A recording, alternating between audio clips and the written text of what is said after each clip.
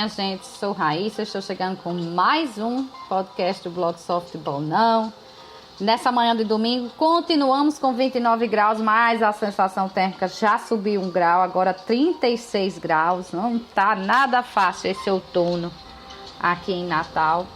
Chegando então com esse tema aí da Covid-19 no mundo, né, no Brasil, em Natal. Não tá fácil não, né? Essa semana eu recebi uma newsletter da The Economist, que é baseada numa edição especial que eles fazem semanalmente, né, da cobertura de coronavírus. Aí faz um apanhado de como está a situação de tudo, de vacina, de tudo, em relação a essa pandemia que a gente teimosamente vive, não consegue se livrar. No mundo então. Aí a gente teve nessa semana, por exemplo, a notícia da vacina da AstraZeneca, Oxford, né, que causa muito raramente coágulos sanguíneos, né, pode causar um AVC, mas é muito raro mesmo, né, são 30 casos identificados num universo de 18 milhões que receberam a vacina. Sei que os números já avançaram, né, mas para deixar isso ainda mais raro, né, e eu fiquei até preocupada, fui ler a respeito e descobri que, por exemplo, a gente que toma anticoncepcional, o risco é de 11 em 100 mil, né, 30 para 18 milhões e 11 em 100 mil. Se 11 em 100 mil o anticoncepcional não deixa de ser aplicado para ninguém, imagine aí a vacina, né? Então, por isso que apesar de ter que incluir, obviamente, isso na bula da vacina, a vacina continua recomendada, né, para todo mundo. Até porque não se identificou, por exemplo, que isso seria específico de alguém com alguma comorbidade, né? É realmente um efeito que não se sabe ainda por que acontece em algumas pessoas, sem um histórico ainda que desse para identificar de uma outra pessoa em relação a esses coágulos. Meu Deus, cadê? Tô sem a carga aqui. Não, agora tô com carga. Muito bem. Aí, o que é difícil, né, nessas vacinas? Que a gente sabe que todas estão assim na fase 3. Né, as vacinas não estão assim concluídas. Realmente a gente está participando das fases ainda. É tanto que ela não tem sido aplicada ainda em crianças, né, somente adultos, né, pessoas acima de 18 anos que estão recebendo. A grande dificuldade é que, como ela está hoje, pronto, essa newsletter aponta isso, como hoje a gente já tem milhões de pessoas vacinadas, assim, num ritmo que o mundo nunca viu. O Brasil talvez já tenha visto, está acostumado a vacinar, mas o mundo não. Então, é preciso muito cuidado para saber se esses efeitos que estão aparecendo de fato são da vacina ou são outras emergências médicas que acontecem no dia a dia e que aconteceram, obviamente, dentre os vacinados, porque você não deixa de ser uma pessoa com riscos no dia a dia. Então, ainda tem essa dificuldade. Lembrando que esses coágulos, normalmente, eles acontecem mais no cérebro, daí a história do AVC, o acidente vascular cerebral, ou no abdômen, né? São as regiões identificadas aí. O sudeste asiático, né? Aliás, sudeste não, desculpa, o sul da Ásia, né, tem sido conhecido agora como, deve de novo voltar a ser o centro da pandemia. No último dia 7 de abril, só para você ter uma ideia, a Índia detectou mais de 125 mil casos, um único dia. Foi mais do que qualquer outro país do mundo. Nem o Brasil, que está tão descontrolado e que assusta tanto o mundo, consegue ter um índice desse de identificação de novos casos. Já do lado, no mesmo dia, Bangladesh registrou apenas 7 mil, algo em torno de 7.600 casos. Então, tudo leva a crer realmente que a gente vai voltar. O centro da pandemia tem rodado o mundo todo, agora vai voltar para a Ásia. A boa notícia de lá, da Ásia, é que, por exemplo, o Butão, que é um vizinho lá da Índia, muito pequeno em relação à Índia, ele conseguiu, numa semana, vacinar 85% dos adultos do país. Só Israel e as Ilhas Seychelles, né, tinham conseguido vacinar um pouquinho mais de pessoas, mas levaram meses para conseguir esse número, né? O Butão conseguiu, então, numa semana só, apesar de ter, claro, uma população bem pequena, né? E até por ter uma população bem pequena, conseguiu vacinar 85% dos seus adultos. Que mais aqui? A Grã-Bretanha agora já se prepara realmente para algo que vai acontecer com o resto do mundo, porque está acontecendo um engano em todo o mundo, né? E aqui a gente observa, lógico, mais no Brasil, porque é onde a gente mora, aqui em Natal, no Rio Grande do Norte, a gente observa mais. Que fulano tomou 1 dose, 2 da vacina e pegou a Covid, né? Fora aquela questão de que há um prazo e talvez a pessoa já tivesse contaminada, fora isso.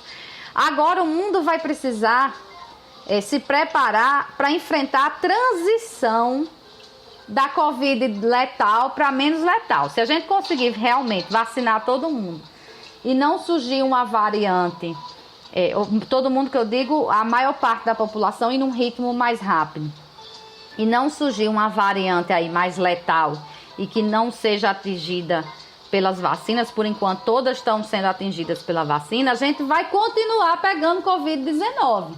Só que num ritmo menor, e ela não vai mais causar morte, ela não vai ser mais severa. É o que se espera, é o que os estudos da vacina têm mostrado. As pessoas vão aí sim ter a famosa gripezinha com a Covid-19. Não vão mais morrer nem ser internadas de Covid-19. É o que se espera.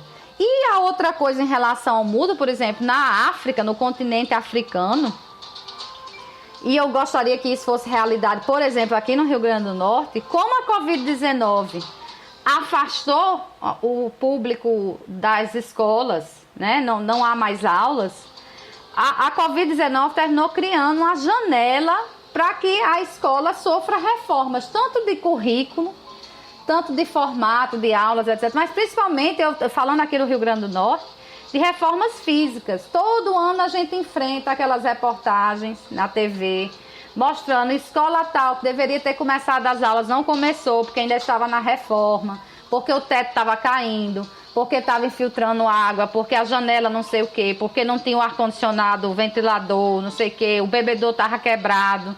Ou então as aulas rolando e o bate-bate atrapalhando. Então a gente teve aí um espaço de mais de um ano e vai continuar ainda por um tempo.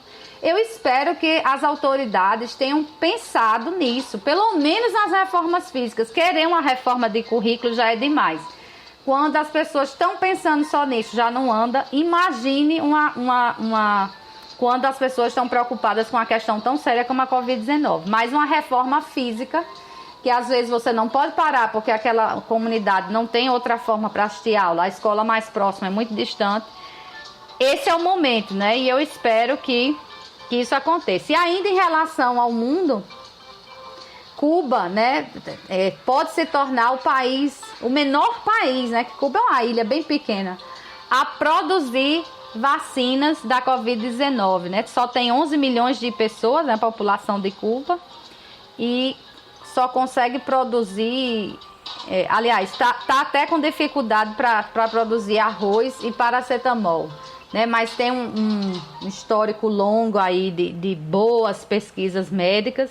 Então, tudo indica que Cuba vai conseguir desenvolver, olha, não só 5 potenciais vacinas da Covid-19, né? Esse é o apanhado aí do mundo. Do Brasil, a CNN Brasil, né, publicou no dia 10 de abril uma entrevista com o infectologista da Fiocruz, Júlio Croda.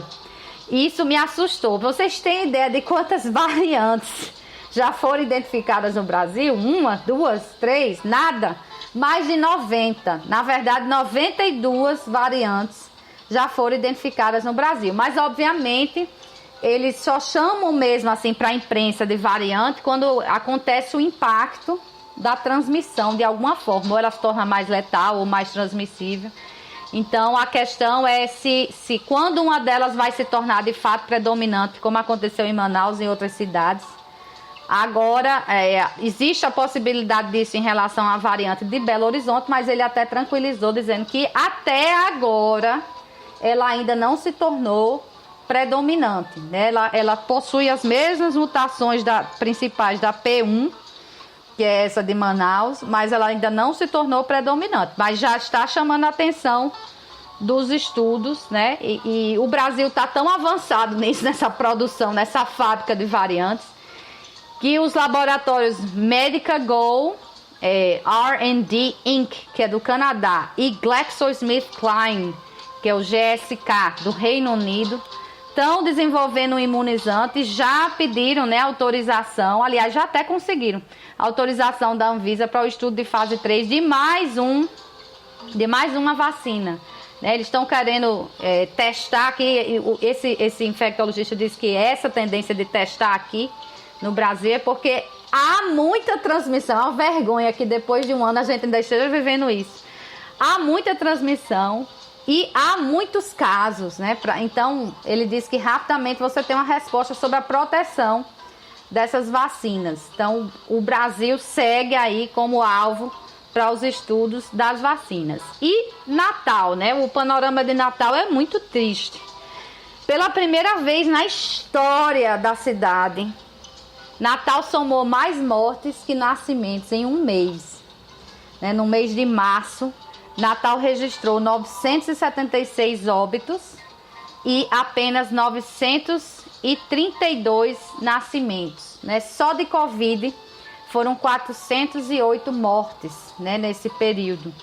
Lógico que não, a gente espera, né, que essa tendência não se mantenha, né, que tenha sido um único mês, que isso não aconteça mais, a população encolher dessa forma, né, mas a situação é preocupante, porque, além de tudo, a Covid-19 foi a doença que mais matou no Rio Grande do Norte em 2020. Quer dizer, eu não sei em que ponto as pessoas não estão entendendo o quão grave esta doença é. Por mais que ela atinja a maior parte das pessoas e não tenha sintomas ou tenha sintomas leves de uma gripe, não dá para arriscar quem vai ter a forma grave. E quando se tem a forma grave, aí a proporção muda completamente. A maior parte vai morrer. Né? Então, a gente precisa entender isso e não passar mais por esses riscos. Né? E ainda há um detalhe, né? Segundo os pesquisadores, como a gente ainda está vivendo a pandemia, ele diz que a testagem é lenta, ainda há a possibilidade, a gente ainda está no dia 11 de abril, é muito recente, ainda há a possibilidade de haver subnotificação, né, de que a gente tenha ainda mais casos de mortes do que os que foram divulgados. Então, eu sei que no Brasil foi Natal e acho que mais 3 ou 4 cidades, né, 3 ou 4 capitais que tiveram também esse encolhimento. Mas assusta porque Natal é a menor de todas, né? E tá com essa transmissão desenfreada e principalmente com esse número de mortes. E a gente parece que não caiu ainda a ficha para a maior parte das pessoas. As pessoas insistem em andar sem máscara, insistem em não manter distanciamento, acham que devem sair para onde bem entendem. E que isso tudo é uma grande besteira, que é para reunir mesmo família, mesmo quem não mora na mesma casa, e vamos ficar todo mundo sem máscara. É impressionante como, sei lá, ou é uma vontade grande de morrer, ou uma vontade grande de não enxergar a realidade. Uma dessas duas coisas ou as duas juntas. Mas a frieza dos números está aí para alertar.